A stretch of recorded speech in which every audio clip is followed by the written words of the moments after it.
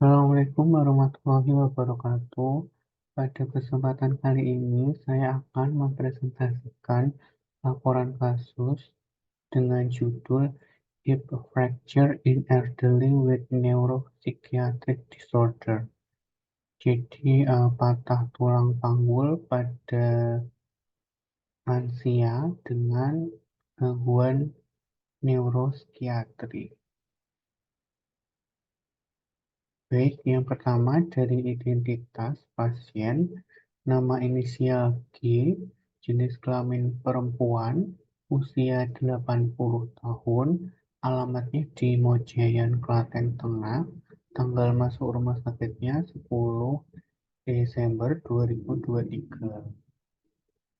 Pertama untuk survei primer atau primary survey, dari A airway-nya, jalan napas paten. Kemudian dari B breathing, dari respirasinya 18 kali per menit reguler, tidak ditemukan retraksi. Kemudian dari C circulation, nadinya 95 kali per menit reguler, isi dan tegangan cukup, tekanan darah 100 per 60 mm air raksa, saturasi oksigennya 96%, tidak ditemukan kulit yang pucat, kemudian kapilari refill time-nya kurang dari 2 detik dan tidak ditemukan tanda-tanda adanya luka perdarahan. Kemudian dari D, disability, untuk GCS-nya ini E4, V5, M6, kompos mentis. Kemudian dari E, exposure, suhu badannya 37,6 derajat Celcius. Jadi untuk primary surveinya aman ya, dalam batas normal dan stabil pasiennya. Kemudian dilanjutkan ke survei sekunder. Yang pertama dari riwayat penyakit sekarang atau RPS-nya. Jadi pasien datang dibawa keluarga ke IGD dengan keluhan nyeri pangkal paha kiri dan VAS atau skala nyerinya itu 7 dari 10, sangat nyeri dan sulit digerakkan setelah terpeleset di kamar mandi semalam, kurang lebih 12 jam sebelum masuk rumah sakit. Nah, keluarga melihat pasien itu dalam posisinya jatuh duduk, kedua lutut menekuk dalam, dan pasien memegangi panggul kirinya kesakitan.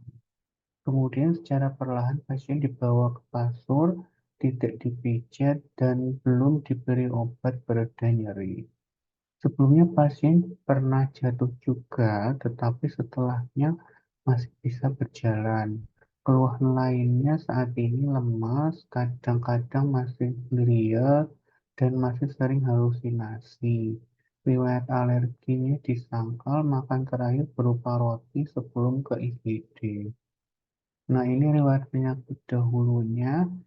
Jadi yang pertama ada terdiagnosis diabetes mellitus tipe 2, dibuktikan dengan HbA1c-nya 7,2. Untuk terapinya ada glimapirid 2 mg 1 kali 1. Kemudian yang kedua ada riwayat glaukoma absolute normotension pada kedua mata. Dan ini visusnya udah nggak bisa lihat ya, no light perception sejak 2019. Terus pas ranap sebelumnya itu pernah dikonsulkan ke spesialis mata lagi. Untuk terapinya ada Gendotimol, eye drop 2 kali 1 tetes, kemudian Sindoliter, eye drop 2 kali 1 tetes. Kemudian untuk yang ketiga ada riwayat psikosis, halusinasi, ini baru-baru aja beberapa hari yang lalu dan rawat jalan. Ini diberikan obatnya ada 4. Yang pertama haloperidol 2 mg 2 kali 1, ini merupakan neuroleptik antipsikotik. Kemudian yang kedua ada trihexyphenidyl 2 mg 2 kali 1 yang merupakan antimuskarinik. Kemudian ada divalproex sodium 250 mg 1 kali 1 setiap pagi, ini sebagai antiepileptik atau antikonvulsan. Kemudian ada lorazepam 2 mg 1 kali 1 sore.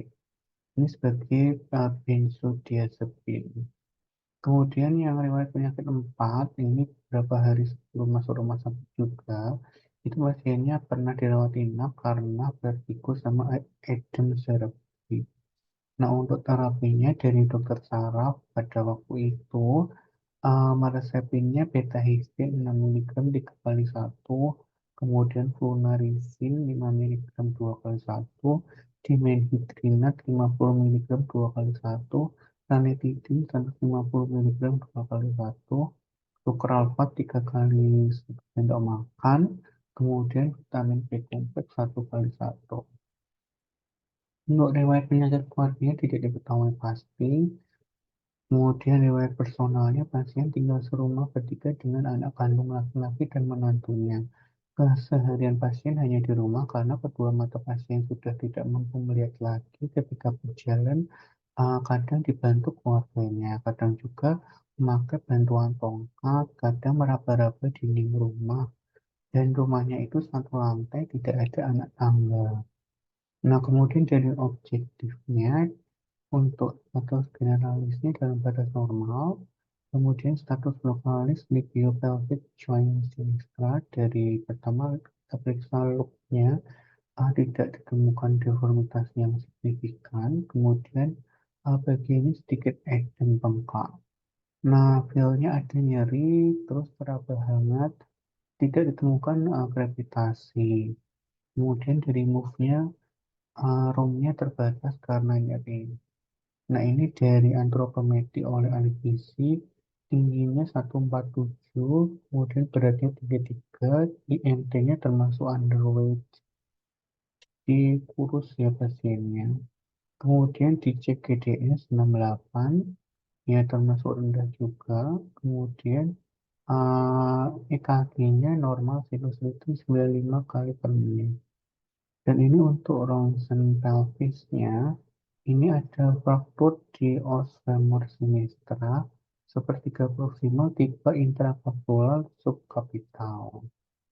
Nah, jadi kan untuk femur dan ke rongga pelvisnya itu kan ada semacam sendi peluru. Nah, ini bergerak bebas. Nah, ketika patah, maka seringnya itu terjadinya yang paling sering di intracapular, di bagian yang warna biru-biru ini karena merupakan bagian yang paling terlemah dibandingkan yang lainnya. Ini ada 4 warna ya.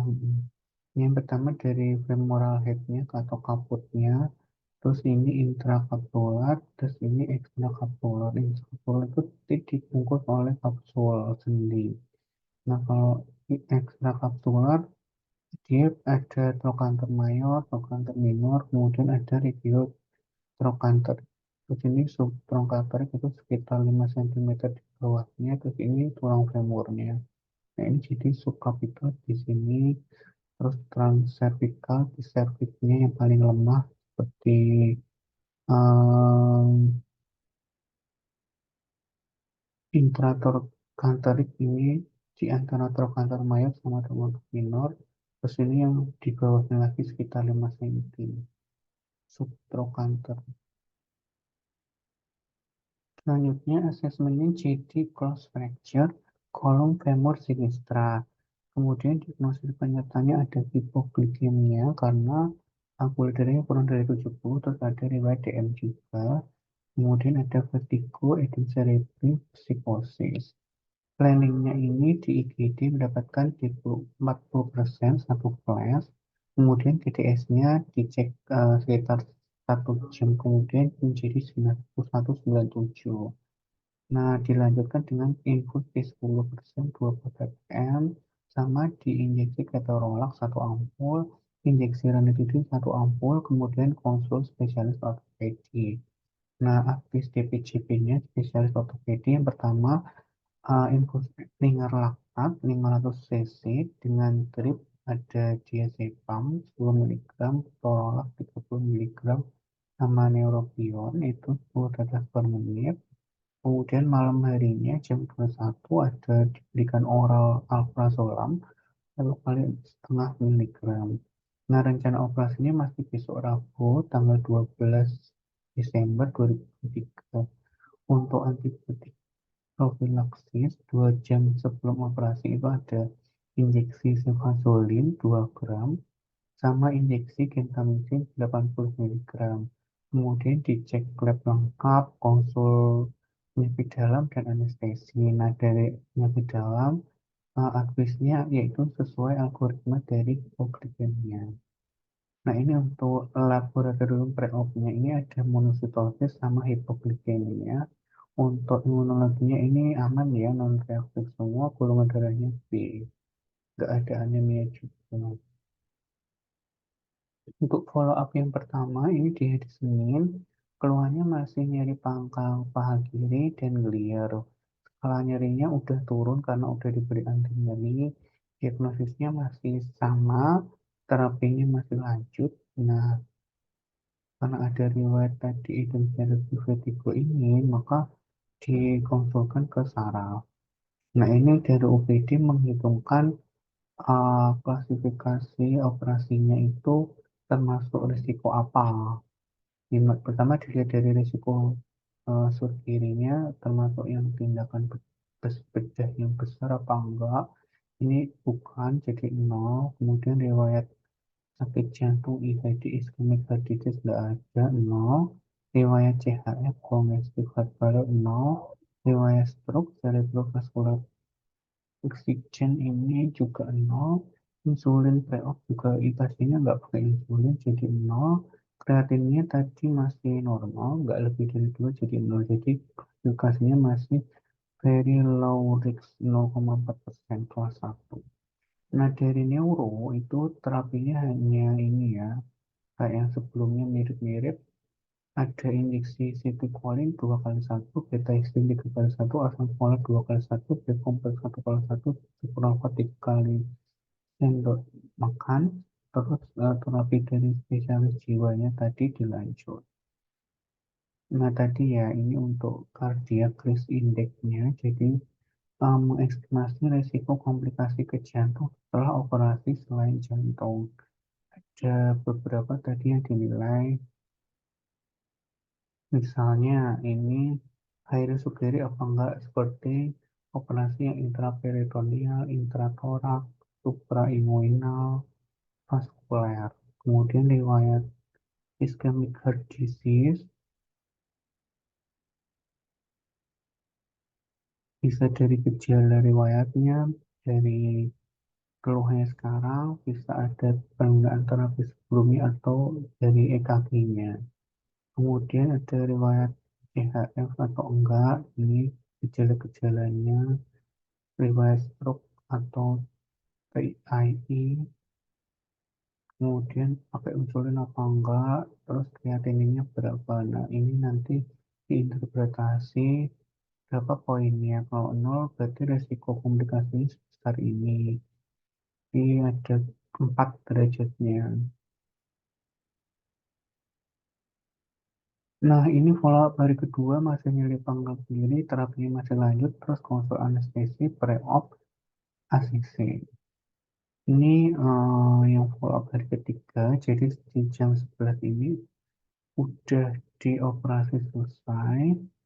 Ini diagnosisnya ganti menjadi post-op partial hip arthroplasty femur sinistra.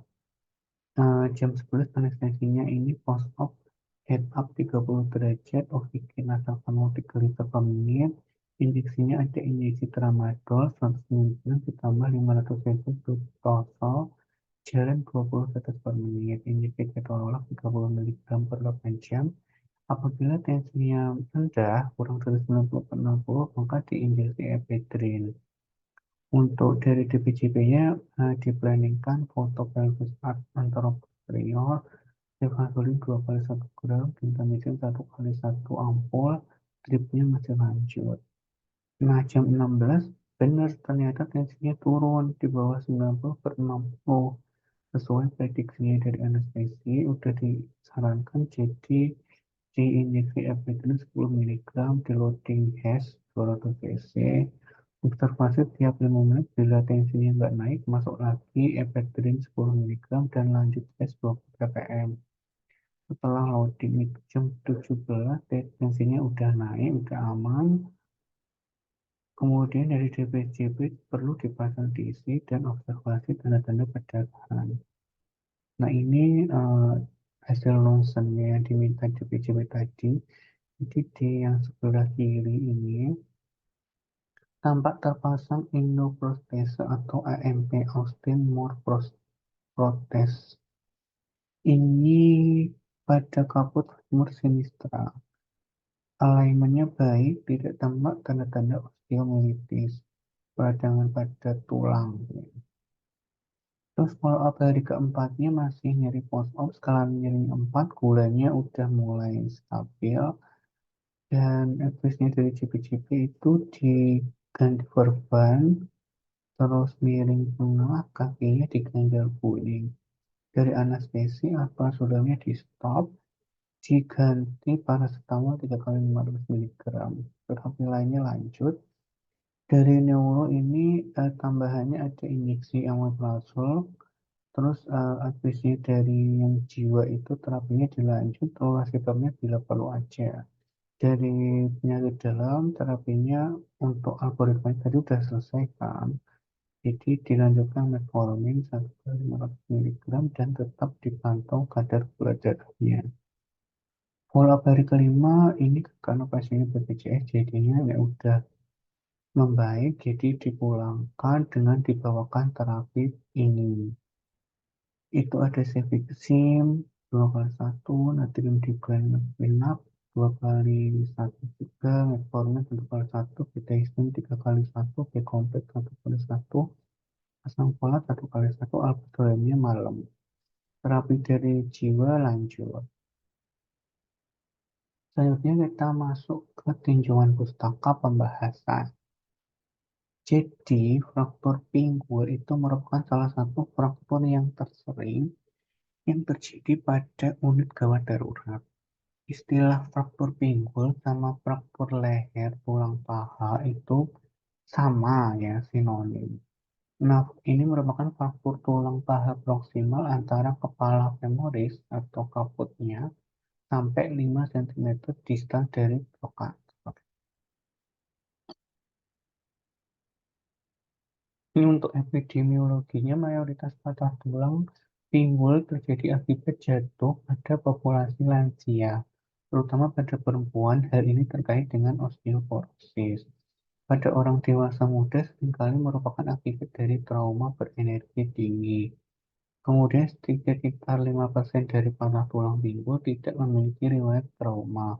Bisa juga karena fraktur patologis tapi sangat jarang, misalnya ada keganasan dan penggunaan bifosfonat. Nah, pada pasien ini faktor risiko jatuhnya itu ada, ini kan ada beberapa ya, ada 5 klasifikasi. Ini termasuk yang pasien ini karena ada uh, gaya jalannya sudah nggak seimbang lagi, poor balance, terus dari usianya kan udah tadi udah nggak melihat lagi kedua matanya. Kemudian obatnya tadi banyak sekali ya, lebih dari 4. Terus penggunaan psikotropik juga, benzodiazepin. Kemudian ada hipoglikemi juga. Terus penggunaan alat bantu tongkat. Jadi akan meningkat semakin banyak, maka semakin meningkatkan risiko jatuh, terutama pada lansia. Nah, bagaimana cara mendiagnosisnya? Itu ada dari identitas, anamnesis, pemeriksaan fisik, pemeriksaan tunjang, terutama X-ray. Nah, tetap lakukan prinsip ATLS karena kan kasus trauma dimanapun itu tetap ada ini ATLS. Jadi ada primary survey, resusitasi, secondary survey, sama definitive care. Tadi ada airway, breathing, circulation, disability, exposure, juga. Yang pertama dari look, feel, move ya tentunya pemeriksaan fisiknya.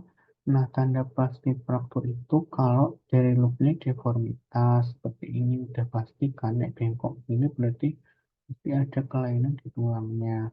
Terus kalau ada gravitasi, tapi ya jangan nunggu ada gravitasi, soalnya ini biasanya pas waktu jatuh terus kerasa bunyi krek krek gitu. Move-nya biasanya salah pergerakan atau nyeri. Nah, tanda nggak pasti itu misalnya bengkak, hematom, nyeri. Pada kasus ini kan nggak pasti banget, jadinya perlu di ronsen untuk memastikan. Juga dicek neurovaskulernya, tanda-tanda 5P itu yang compartment syndrome, jadi harus dicek aku cek apa enggak, terus pulsasinya gimana, ada kesemutan apa enggak, nyeri apa enggak, seperti itu. Nah, ini menentukan open atau close karena beda tata laksananya. Jadi pernah atau sedang berhubungan dengan dominar. Sekecil apapun, kalau ada luka terbuka, tetap dianggapnya open fracture. Nah, ini pemeriksaan X-ray-nya prinsipnya rule of two. Pertama, two view, AP dan lateral ya biasanya. Kemudian two joint, meliputi segi yang berada di atas dan di bawah daerah yang fraktur. Two limb pada anak-anak dilakukan sebagai pembanding. Two injury, lakukan X-ray-nya di lain tempat ya. Jika ditelubai ada potensi kerusakan tidak hanya di satu tempat. Terus to occasion, kalau pada kasus ini kan tadi sebelum dan setelah operasi. Nah, ini prinsipnya ya. Jadi mengenali dulu recognize, kemudian reduce itu mengurangi atau mengembalikan ke posisi semula, bisa close atau open reduction. Kemudian retain itu menahan atau menstabilkan, bisa dengan cast, rest, splint, traksi, internal fixasi, external fixasi, kemudian rehabilitasi. Nah, intinya pada kasus trauma apapun, setelah diagnosis penanganan awal, maka harus dirujuk atau ke konsul yang spesialis terkait. Pada kasus ini kan patah tulang, kecurigaannya, maka konsulnya ke bedah tulang. Nah, ini apabila cross reduksinya tidak ada kuat, maka indikasi bedahnya itu pada pasien ini karena itu sudah buruk ya. Jadi kan pasiennya memang komorbidnya banyak, terus femoral neck fracture juga, terus frakturnya ini pada yang lansia terutama ya. Kontraindikasinya bila ada radang tentunya dan lain sebagainya bisa dibaca ya. Nah, komplikasi bedah generik itu biasanya termasuk nyeri pasca operasi, hal yang wajar. Kemudian perdarahan masih sedikit ya masih aman. Tapi ini udah sampai cedera neurovaskuler, terus yang lainnya maka perlu diwaspadai. Nah, komplikasi spesifik dari artroplasti biasanya bisa dislok, kasih. Kemudian komplikasi medis lainnya ini ada beberapa ya. Pada pasien ini alhamdulillahnya aman. Nah, prognosisnya tingkat kematiannya dilaporkan sekitar 18-31% dalam waktu 1 tahun setelah mengalami patah tulang pinggul.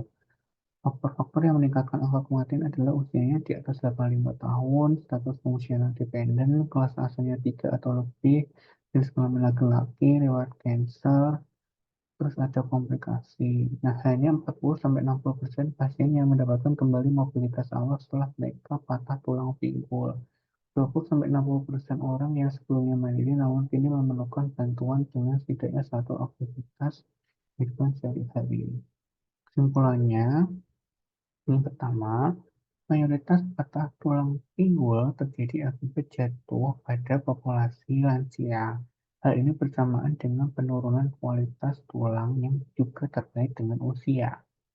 Yang kedua, faktor risiko untuk jatuh pada waktu ini meliputi lansia perempuan, kebutaan pada kedua mata, poliformasi, penggunaan obat psikotropika seperti benzodiazepin dan neuroleptik antipsikotik, kemudian ada hipoglikemi juga, ada vertigo, gangguan keseimbangan, riwayat jatuh sebelumnya, dan penggunaan alat bantu untuk berjalan. Kemudian yang ketiga, semua kasus trauma harus ditangani dengan prinsip ATLS, Periksa ABCDE-nya dan terapi keadaan yang mungkin mengancam nyawa terlebih dulu, distabilkan keadaan umumnya, kemudian pasang jalur intravena, berikan resusitasi, bersihkan luka apabila ada lukanya, kemudian diimobilisasi jika kecurigaan keala dislok, patah, dan lain sebagainya. Kemudian apabila di vaskes lain primer, maka harus dirujuk ke vaskes yang lebih tinggi. Apabila kebetulan memang udah di rumah sakit, maka dikonsulkan ke dokter ortopedinya.